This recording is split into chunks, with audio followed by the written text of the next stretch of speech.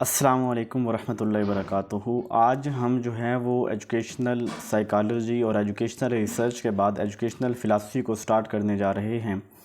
Educational philosophy शुरू से देखेंगे हम कि पहले फ़िलासफ़ी होती क्या है, फिर ये एजुकेशनल फ़िलासफ़ी क्या है, इन दोनों का आपस में डिफरेंस क्या है।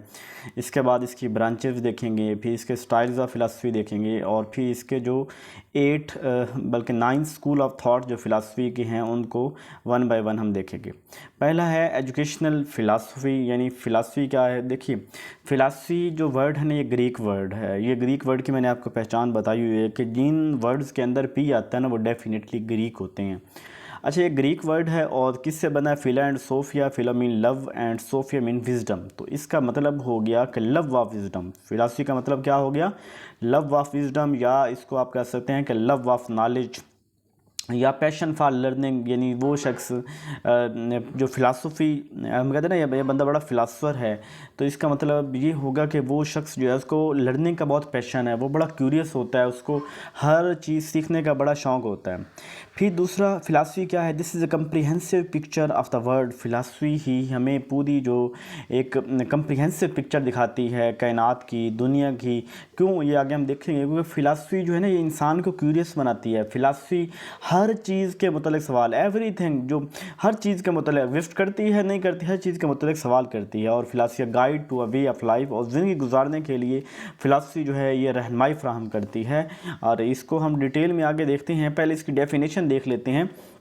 अगर आपसे कहीं इंटरव्यू में कहीं भी पूछा जाता है कि फ़िलासफ़ी की तारीफ़ क्या है, सिंपल पूछा जाता है, तो आप कहेंगे कि rational investigation of truth. Rational investigation of truth यानी सच्चाई की तलाश करना, सच्चाई की जुस्तजू करना, सच्चाई का जो है वो दिमाग से सच्चाई का मुतालिया करना, उसकी गहराई तक जाना, उसको बारीक बीनी से सच्चाई को देखना, ये क्या हो जाती है? ये फ़िलासफ़ी हो जाती है। इसके लिए जो है वो कुछ मशहूर डेफिनेशंस हैं। इसमें 2-3 डेफिनेशंस आपको पता होनी चाहिए। तो मैं पहले प्लेटो के 2 डेफिनेशन मैंने दी हैं।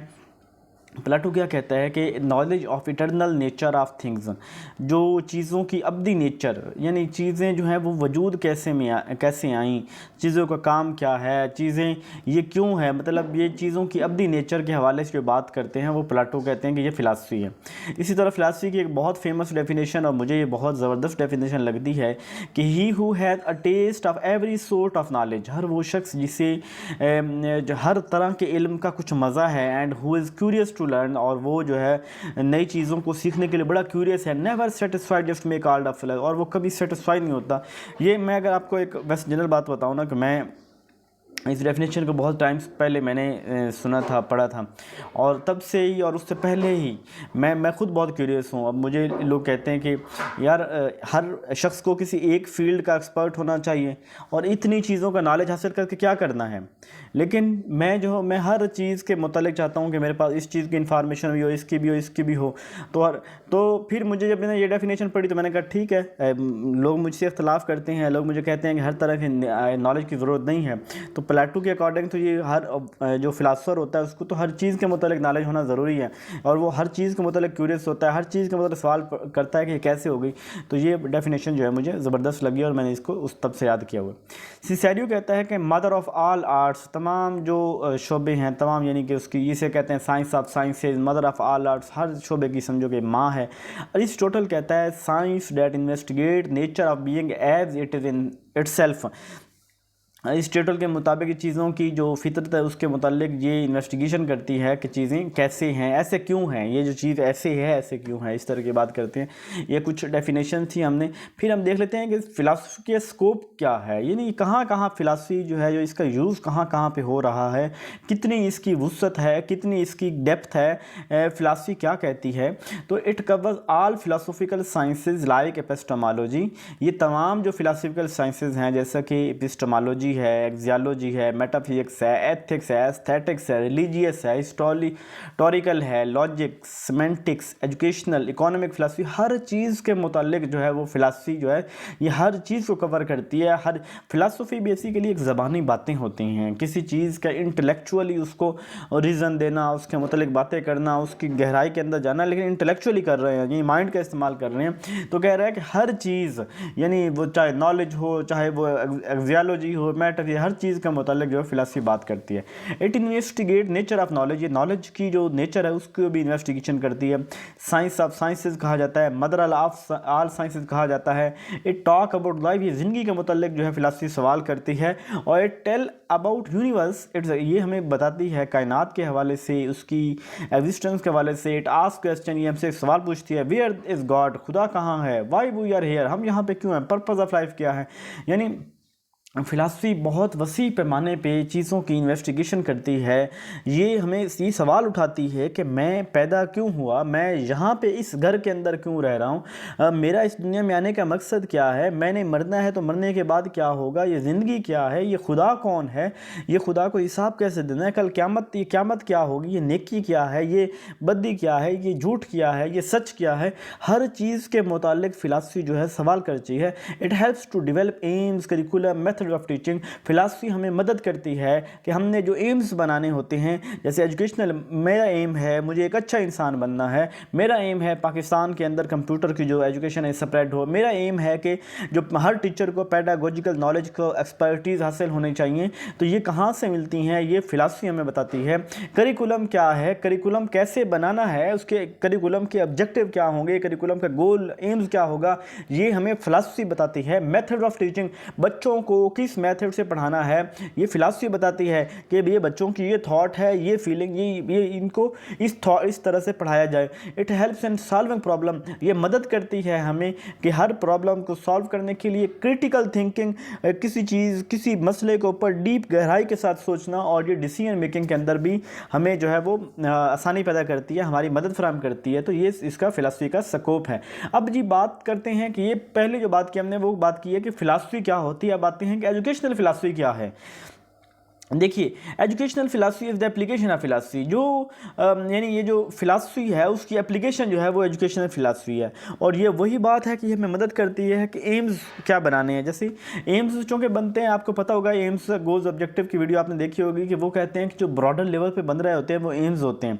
जैसे ही हमने एक बात की कि जो पॉलिसी जब बनाई गई तो कहा गया कि अगले 5 सालों के अंदर कंप्यूटर की तालीम जो है वो पूरे पाकिस्तान के हर बच्चे को पता होनी चाहिए, बेसिक कंप्यूटर की स्किल्स आनी चाहिए। अब हवाई बातें हैं, इसका लाहे अमल क्या होगा, किस क्लास के अंदर कौन सी कोर्स आउटलाइन, कौन सा सब्जेक्ट पढ़ाया जाएगा, क्या क्या चीज़ें होंगी, वो एम्स, वो गोल्स ऑब्जेक्टिव में आ जाएंगी।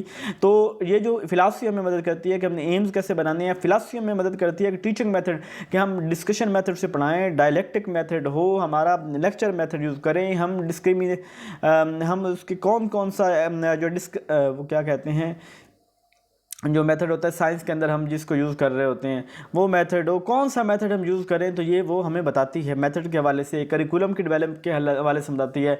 फिलासफी हमें मदद करती है कि हम क्रिटिकल थिंकिंग हमें डिसीजन मेकिंग के अंदर हमें फैसिलिटेट। इसके अलावा जो रोज़ था उसने कहा था कि philosophy and education are the two sides of a same coin. रोज़ क्या कहता है कि philosophy and education are the two sides of a same coin, एक सिक्के के दो रुख हैं। फ़िलासफ़ी भी ज़रूरी है, एजुकेशन भी ज़रूरी है। अगर आपसे यहाँ से मैं एक बात बताता चलूँ कि अगर आपसे इंटरव्यू में पूछा जाता है ये सवाल कि what is the difference between philosophy and education, तो आपने ये डेफिनेशन सबसे पहले कोट करनी है। आपने बताना है philosophy and education are the two sides of same coin. फिर आपने एक और डेफिनेशन इसकी है वो अरिस्टोटल की वो बतानी है, फिर उसके बाद आप इसको मज़ीद एक्सप्लेन करेंगे। तो philosophy is thought and education is application. वही फिलासफी तो एक थॉट है, एक ख्याल है, और उस थॉट को इम्प्लीमेंट करना वो क्या है, वो एजुकेशन है। इसके अलावा कहता है it is the responsibility of the society to determine aims of education. ये बात वैसे जनरल है, पता होनी चाहिए कि एम्स जो है वो कौन बनाता है। एम्स सोसाइटी बनाती है। अगर मैं कहूँ कि मुझे पाकिस्तान का एजुकेशन का एम क्या होना चाहिए, मुझे ये डिसाइड करना है, तो मैं वो लंदन ऑक्सफोर्ड यूनिवर्सिटी कुछ प्रोफेसर को कह दूँ कि पाकिस्तान के जो एम्स हैं वो तो ज़रा डिफ़ाइन करें, तो वो तो नहीं होगा। एम्स तो वो होते हैं जो सोसाइटी डिफ़ाइन करती है। सोसाइटी बताती है कि कौन सी चीज़ ठीक है, है, कौन सी चीज़ एक्सेप्टेबल है, कौन सी चीज़ एक्सेप्टेबल नहीं है। तो फिलासफी जो है वो एक एब्स्ट्रैक्ट है, जबकि जो एजुकेशन है वो एक कंक्रीट चीज़ है। यानी फिलासफी एक एब्स्ट्रैक्ट एक थॉट है, जबकि उस थॉट को इम्प्लीमेंटेशन करना वो एक कंक्रीट प्रोसेस हो जाएगा। और फिलासफी इज थॉट, एजुकेशन और एजुकेशन क्या है, प्रैक्टिकल है। अच्छा, अब हम कुछ जो है 10 के करीब हम इनके डिफरेंसेस देखने लगे हैं कि फ़िलासफ़ी में क्या है, फ़िलासफ़ी क्या है और उसके मुकाबले में एजुकेशनल फ़िलासफ़ी क्या है। 10 पॉइंट्स इसको मद्देनज़र रखिएगा। पहला है आ स्टडी ऑफ फंडामेंटल क्वेश्चन। जो फिलासफी है ना, ये फंडामेंटल बेसिक क्वेश्चन करती है कि लाइफ की ज़िंदगी क्या है, ये नॉलेज क्या है, ये रियलिटी क्या है, ये एग्जिस्टेंस क्या है। जबकि जो इसी की educational philosophy branch of philosophy that focus on educational theories, principle and practices. और ये एजुकेशनल फिलासफी की वो ब्रांच है जो फोकस करती है कि एजुकेशनल थ्योरीज़ को, प्रिंसिपल्स को और प्रैक्टिसेस को। स्कोप क्या है इसका फिलासफी का कि broad and encompasses various discipline.